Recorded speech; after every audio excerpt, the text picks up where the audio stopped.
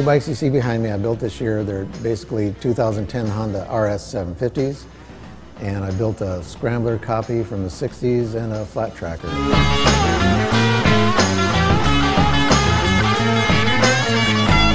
Basically what I did with these RS 750s was I tore them down to just the chassis and the motor and the wheels. Stepped back, looked at them, tried different things on, moved things around. I don't really work from sketches. I have worked from sketches in the past, but this was more of a gut feeling while I was building these bikes. When we decided to do projects this year, I thought the RS looked like a good starting point because it's kind of like a Volkswagen Beetle. You can make anything out of it that you want. It could be a chopper, it could be a cruiser, it could be a scrambler, a flat tracker, anything you want.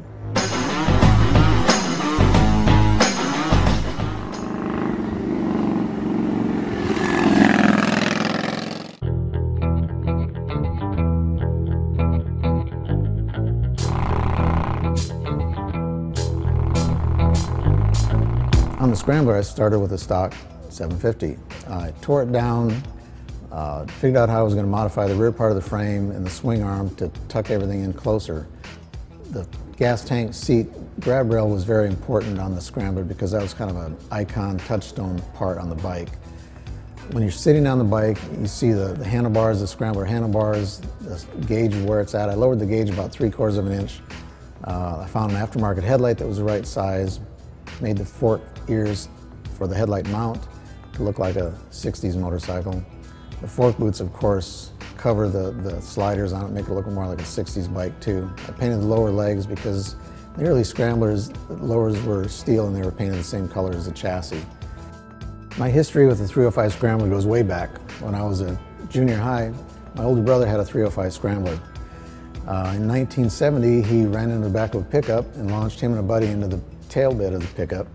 So my first 305 Scrambler project was his crashed Scrambler. And basically I had a custom bike. I was the coolest kid in high school. The gas tank was very important. It's a long tank. It's not quite shaped like the stock Scrambler. So I used some GB250 Honda knee pads we got out of Japan and some small Honda emblems to use on the side of the gas tank. I also kept the seam on the bottom of the tank and added a seam to the top of the tank to make it look more like a 60s bike. That's the way they used to make the gas tanks. The front fender was pretty much stock. It's good the way it is. We just painted it. The tires were very important. I used the stock wheels. I took them apart, powder coated the hubs and the rims, and then put on some Scrambler style tires. But those are just the stock wheels. Stock sprockets and gearing. We painted the chassis after I finished up the modifications on the rear. Swing arm, chain guard, just like the mid-60s Honda Scramblers were. The seat shape was very important also, with the hand grab strap across the center.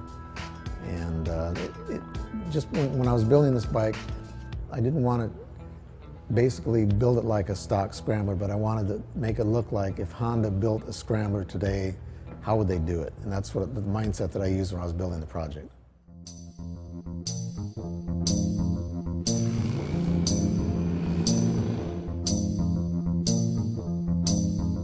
The flat tracker was probably the most complicated bike to build.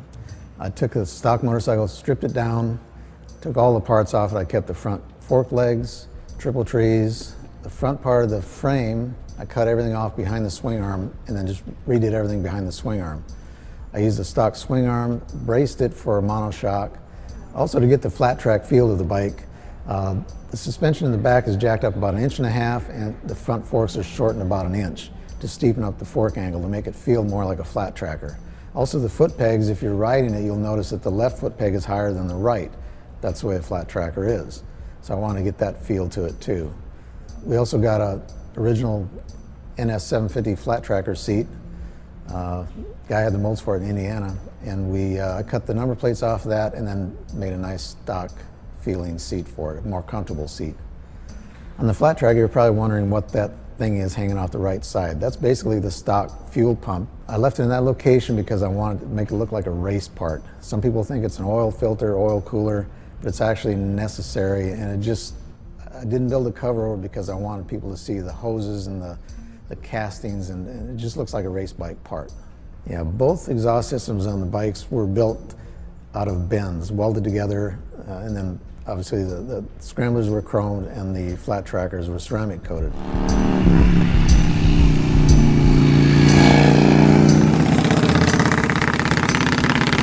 There was a lot of work into those, grinding the welds down, making them look like they were mandrel bent. And I wanted both bikes to be relatively quiet too. The flat tracker has two 24-inch perforated core baffles in the mufflers, and it's got a nice sound to it.